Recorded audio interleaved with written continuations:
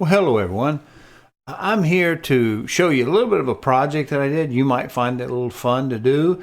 It is a different type of proofer for making meat, for doing like soprasadas or pepperonis, that sort of thing. There's a lot of other things you can do with it. So anyway, I looked at how some people were doing theirs, and it's like, man, they got a lot of butchering going on there, and I don't mean meat.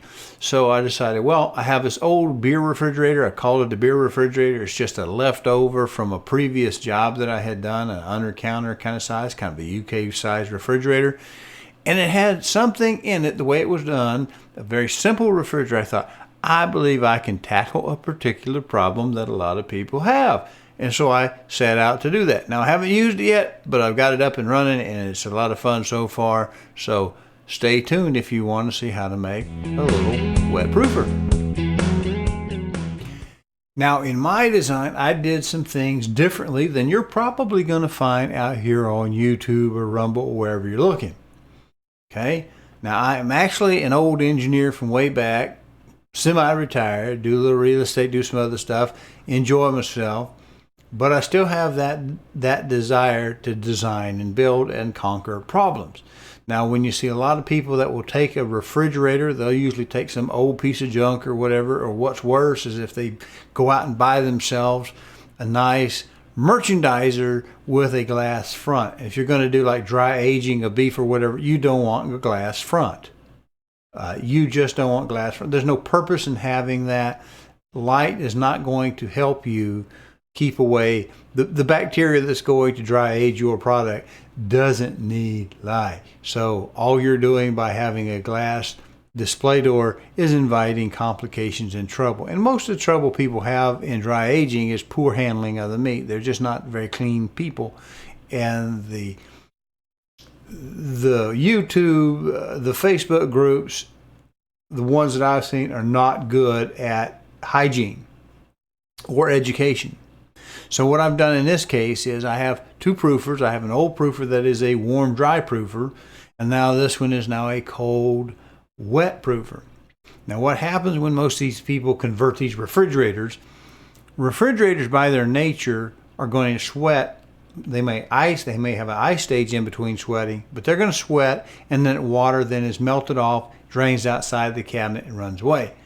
So most of these people are striving for high humidity. So they add then humidifiers inside their box, which is cutting holes and making a mess and putting these units in the bottom of it, which takes up space. And so they lose about, 8 inches to a foot at the bottom of the refrigerator just for the humidifier that produces massive amounts of moisture that freeze on the coil and may interfere with the refrigeration. It may actually freeze up the coil, or at bare minimum, the refrigeration cycle takes the water right out of the system.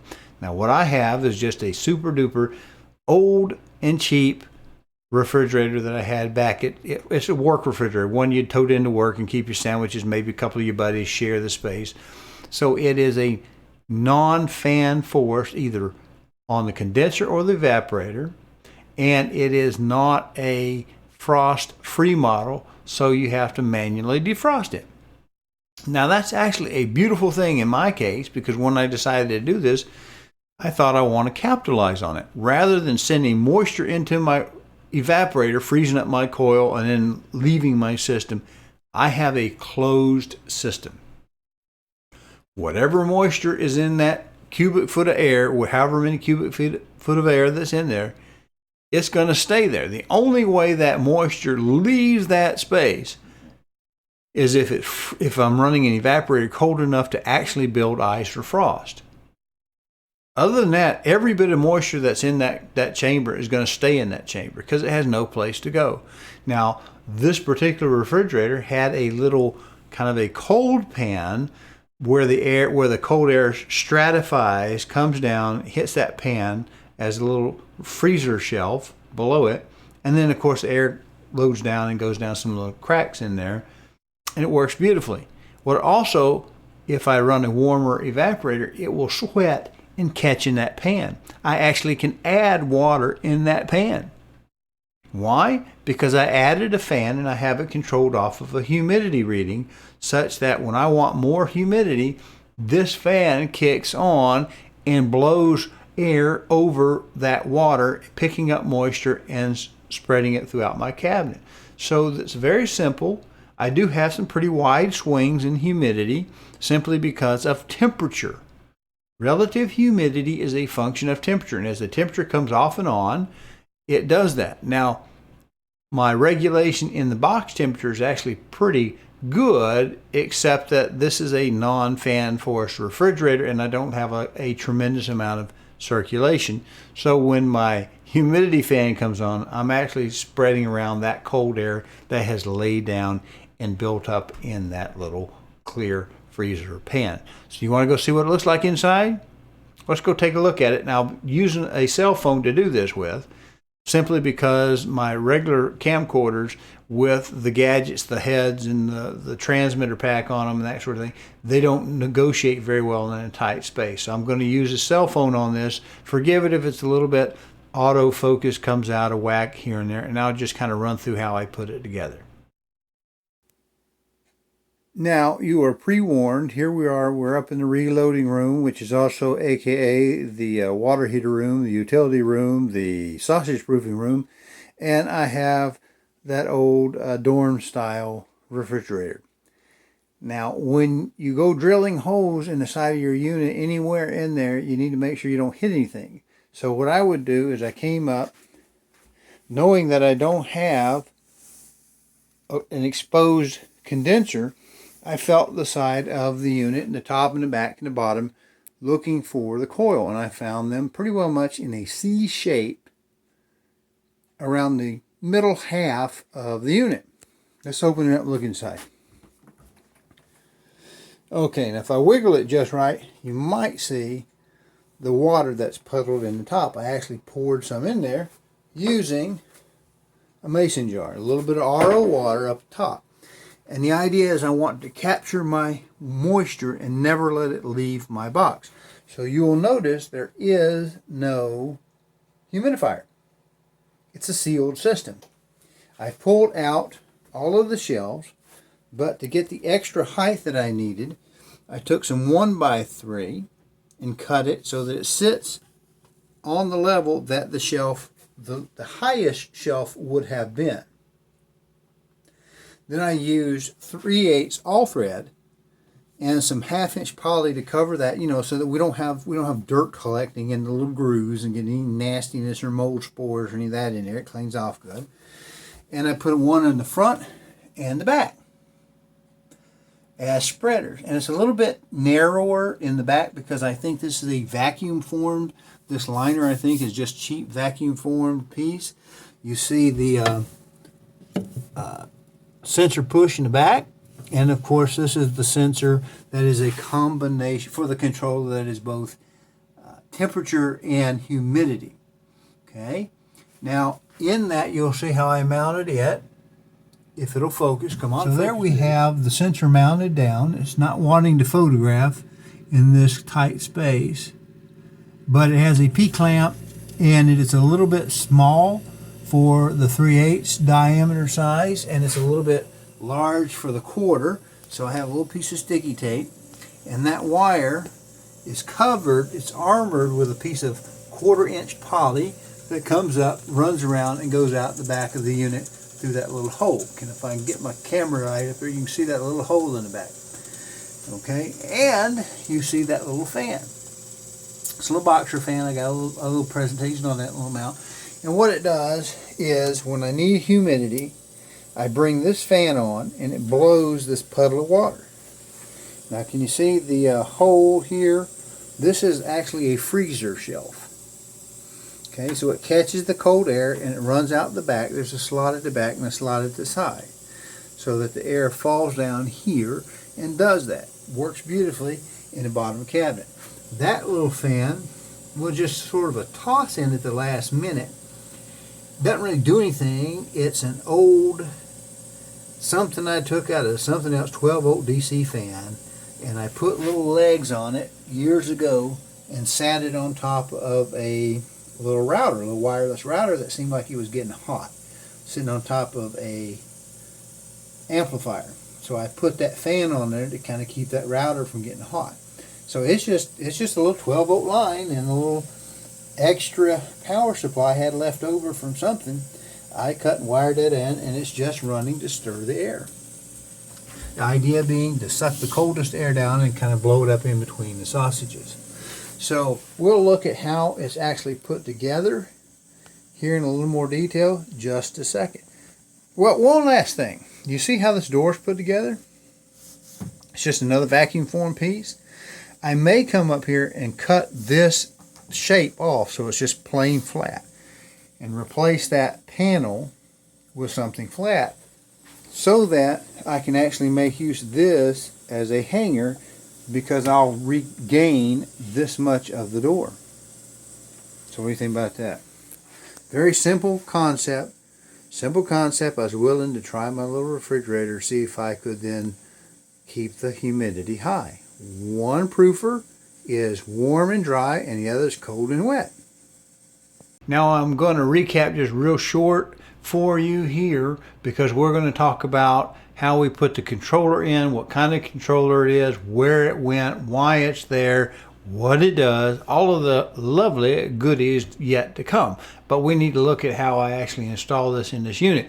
Now if you look over here to the side, it really does look fairly neat, I think. I'm rather proud of that, and I told you I might take the front edge of this vacuum form door off and replace it, give a little bit more room. It's kind of cramped, but I don't have the humidifier at the bottom. And we looked at it. We've got our rods up here and all that. Here's our little wet pan. It's a freezer pan. Cold falls down here, and it falls down in the bottom, stirs around. There is that fan.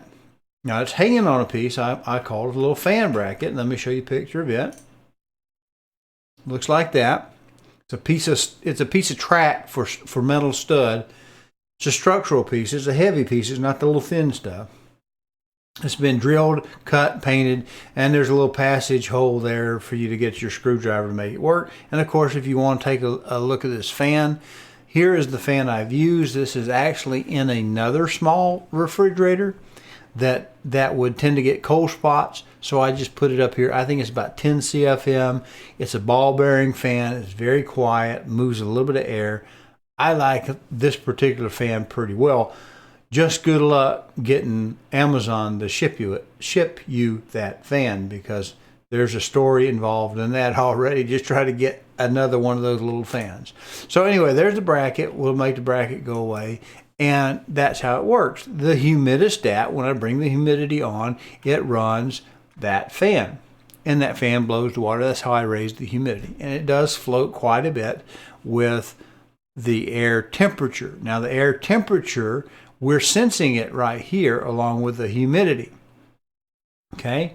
And it's on the other side of this big plane. Now what happens is, as soon as I kick this dude on, it's blowing air and the moisture around it, stirring all that stuff up. But normally it's just sitting there static, soaked out at a given temperature and humidity. And that's all it does. Now how do we put this thing together? Now we have a picture of the inside of the unit without any of the inserts in it. And we can see the back. And there we can see that hole that was drilled up in that top right corner. Now it's actually left, you're looking at, but it's the top right of the back of the unit. It's very thin plastic back here. I was really surprised how thin it was. Now what that is nothing more, and I'll show you a zoomed in picture in just a second.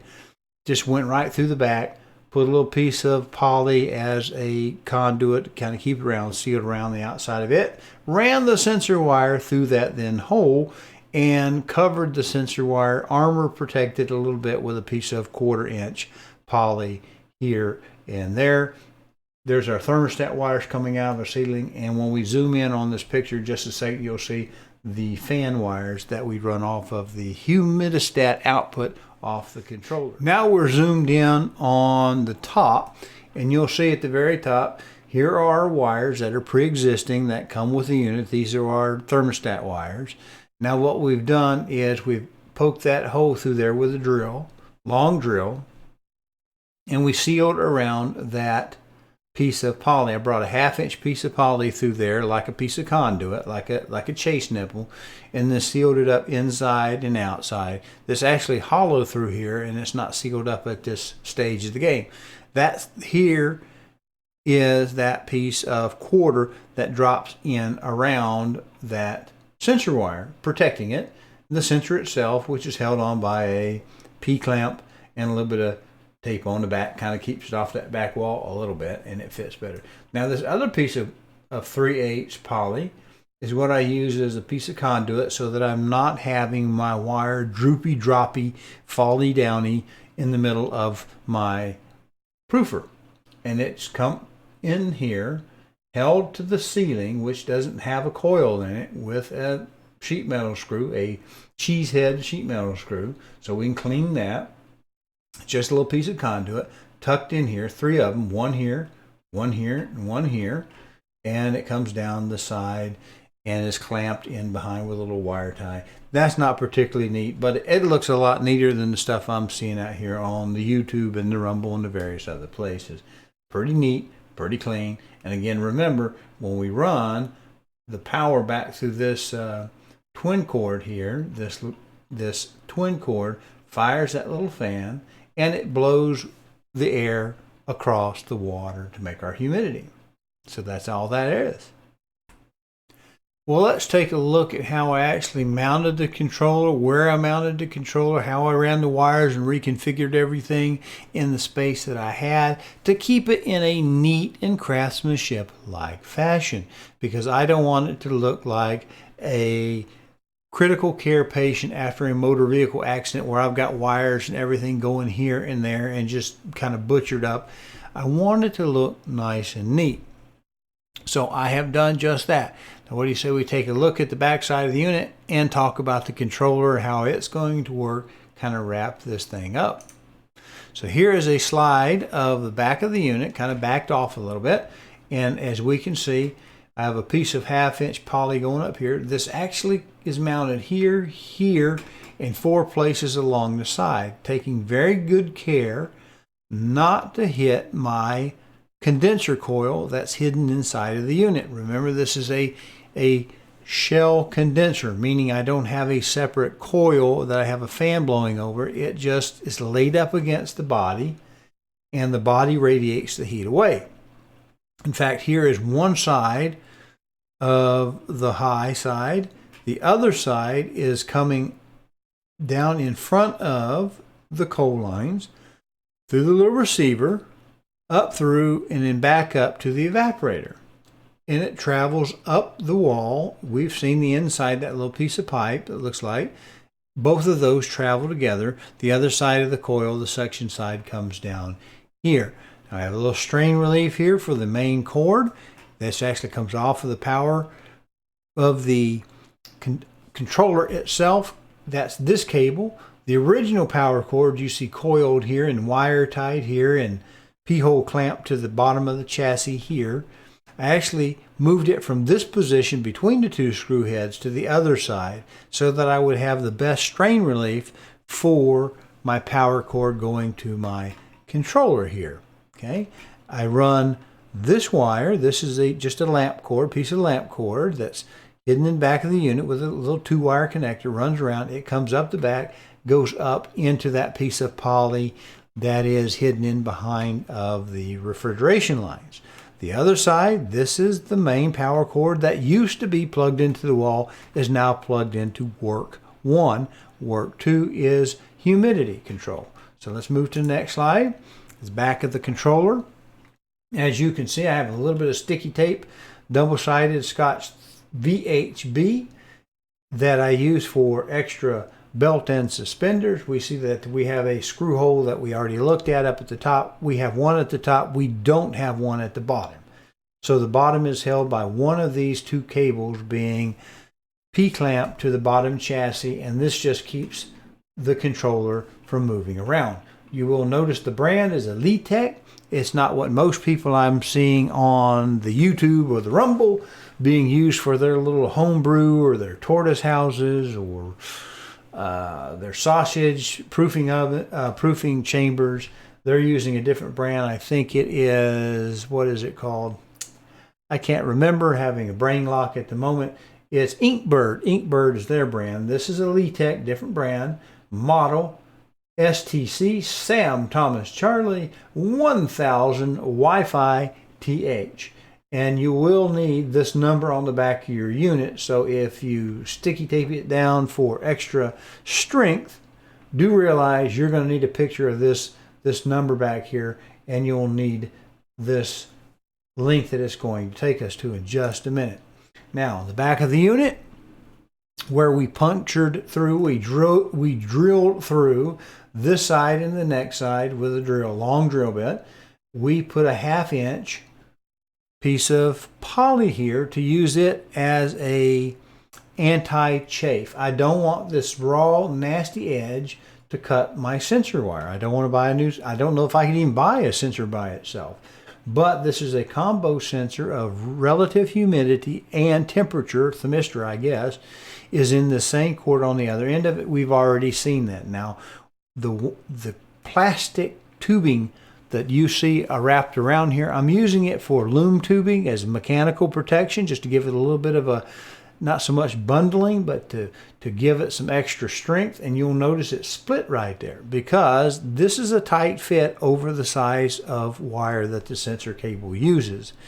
Now this is a piece of 1/2 inch poly. You see the first of the 4 that go down the back side of it here. Again, I'm cautioning you, when you poke holes through your refrigerator, make sure you don't hit something in the refrigerant circuitry. This is a shell condenser. Again, that's just a reminder that the outside of the body gets hot, which means our coils are laying against the 2 sides and the back. So I turned it on to make it cold, and then I felt up the side to see about where it started to go back to room temperature, and that gave me a little bit more confidence to drill that hole.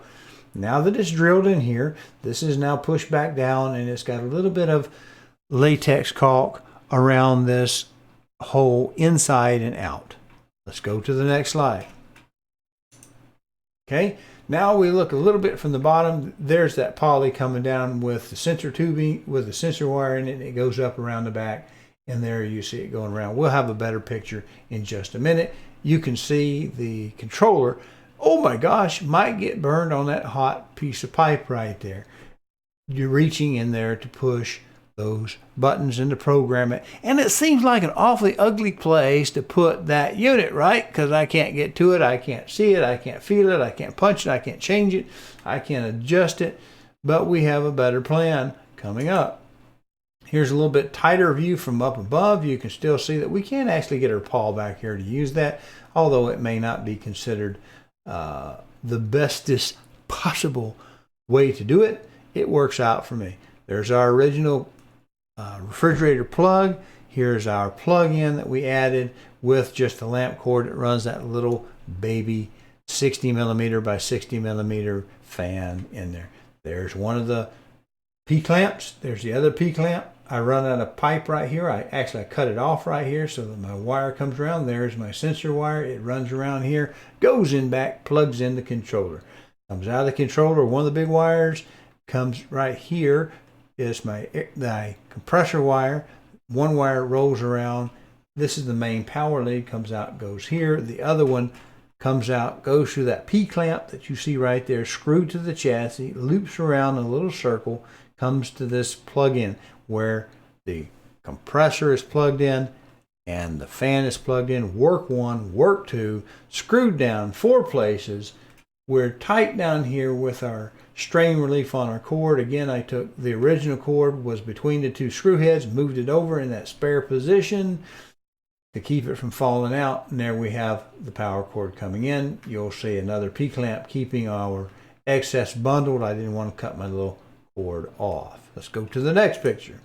Now here's a little bit better picture. We see the two of the 4 screws that hold the relay block or the work 1, work 2 receptacle block down. I don't know what you want to call it. It's drilled in and through the chassis. You'll notice I had to kind of wheelie out a little bit of this. There was a boss that poked up and it pushed the receptacles into the tray, and I just kind of ground them back and get them out of the way. We look in the back, we see the power cord coming for the compressor is here. We see the other cord, power cord that goes into the wall coming here. And we'll notice we have a little P-clamp right in the back to keep all of our wires from getting damaged. Here's the other side of it, the other P-clamp. Again, I told you we had a little wire tie here. There's that strain relief again, and once again we have that P-clamp keeping our coiled excess power cord out of the way. Let's look underneath it. Now this is laying on their back temporarily, and you can see that we have a very sharp edge here on the compressor pan. And I wouldn't want moving this around later on when I'm busy and I'm looking, not thinking of what's going on, move the refrigerator and end up getting this power cord or the sensor wire or the lamp cord that runs our fan up underneath that sharp edge and cut it. So that's our 2 given P-clamps. And I think that keeps them tucked up nice out of the way where they won't get hurt. Now, that's pretty well much a view from the back. But now if you saw it in the room, you saw it in the reloading room, it's pushed up against the wall and there's not really a way to get back there to that controller and work with it in a very convenient type of way. Well, we have that answered as well, and we'll just go right here to look at this. It is app driven because it is a Wi-Fi unit. So I actually have the ability to do some of the stuff rather than the old Inkbird that you see so many people using, one of their models. This is a little different. It's one I haven't seen anybody use it yet, but it's what I selected. So there I have my telephone home screen because we're going to be app driven. Let's move that over one. All right, when it first boots, here is the company splash. If you look on Apple, I'm assuming it's Apple, I have Android, look them up and you'll find the splash, the particular program. It's not really well documented. I'm going to tell you the Wi-Fi connection is not well documented. I'm not going to cover it in this video. Maybe I'll do another one after this. But there's the splash, what it looks like. You'll look for the app that says iCold because Elite Tech has some instruments, some tools, and some other things. When it boots up, it'll come to your device screen. That'd be the default.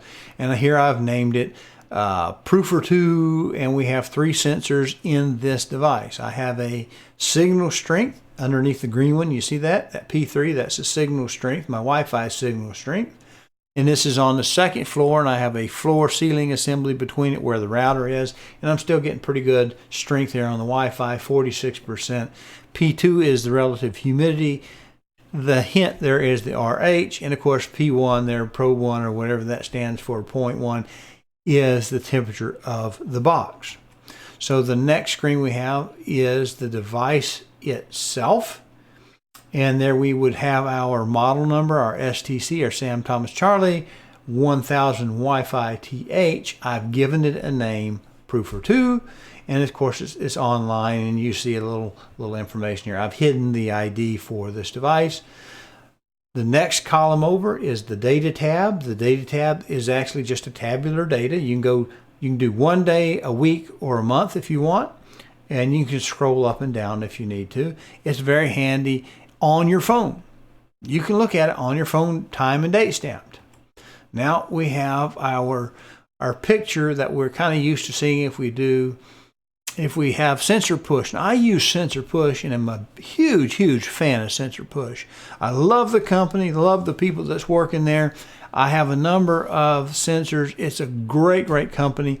I had it long before I have this. I run one in a humidor. I can manage the house before I put smart thermostats upstairs that are Wi-Fi. I can look upstairs, see what the outside is. I have the ability to maybe monitor the well house to see to make sure I'm not freezing anything out there. Sensor push, great company. You'll see a lot of videos with their sensors. It works fine.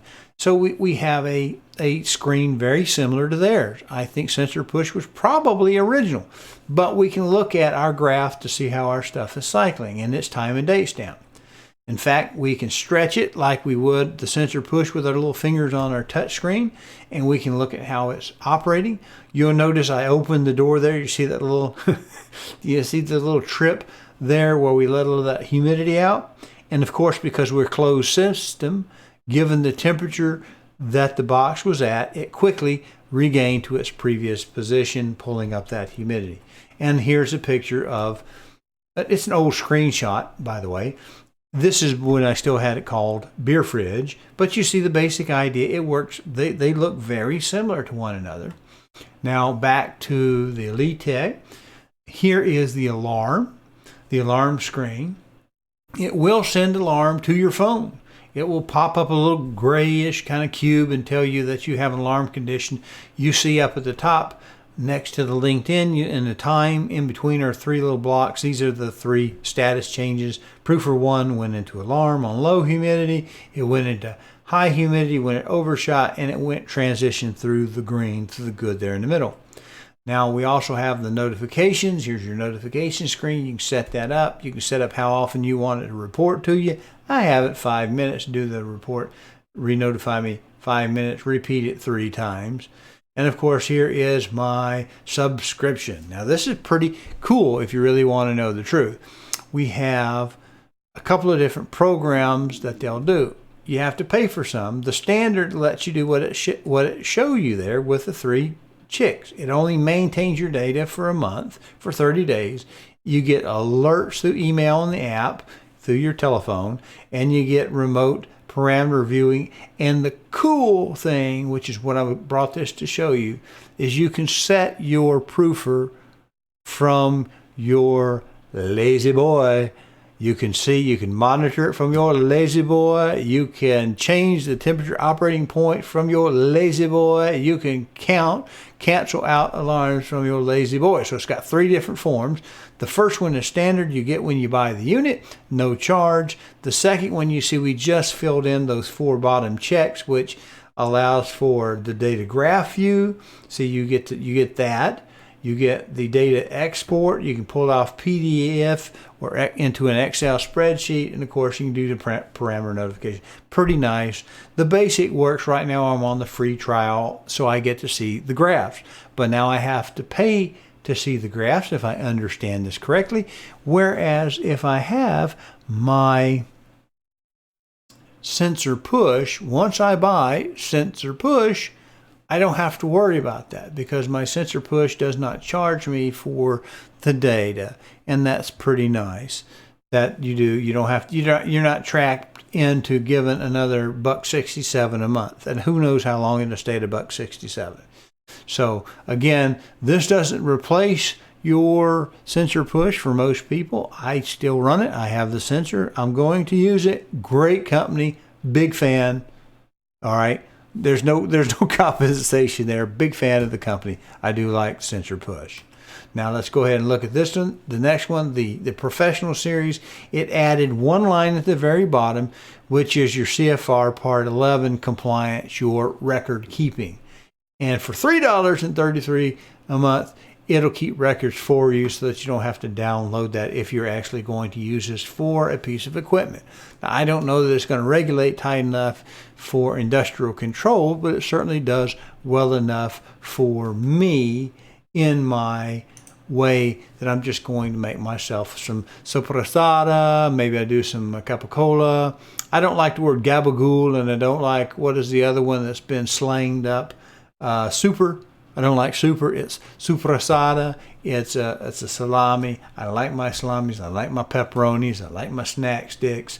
And this is just one more proofer. This is a cold, wet proofer. I can run it up higher than this, but there's no source of heat to get it high, so I have to wait a long time overnight for my running of my fans to generate enough heat to get it up to, say, 75 degrees. But it will do it. It's just I don't want to run my compressor that warm because it'll blow the compressor. Most likely it'll blow the compressor out. You can squeal your wheels and you can take out from your driveway like a bat out of the bad place, but it's just going to wear it out. Wear your tires out the same way. These units are not designed to run in that high ambient condition of 75, 80 degrees. Most compressors aren't. Most of these cheap refrigerators that people are butchering up to make into proofers are not designed for that. Now, I have designed my refrigerators back when I was in the old job, a job or two behind. Mine were designed to go through that period, and they could run up there and be just fine. So I'm using this for a cold, high relative humidity proofer. I have a second proofer that I use that is a heated proofer that also helps dry out my sausages right off the bat. to give us a good jump. But that's a different show for a different time. So I hope this is helpful. I skipped over a lot of stuff. I did want to show you that a neat installation is actually possible. You can actually do a clean and neat job on your unit. And in my case, I don't have the room for the humidifiers, so I'm using the inherent wet tray that I use at the top, pour a little RO water up there, run my fan when I want it, and I've got some really good high humidities. I almost got it to condensing a while ago when it was loaded up solid with the water, and then we changed the temperature on it. So I hope that's a good show for you. Stay tuned. Maybe we might see some supers being made, some super sodas and some capicolas and some other stuff going on. We can do it. We know how, and we follow the rules for safety so that nobody gets the worms.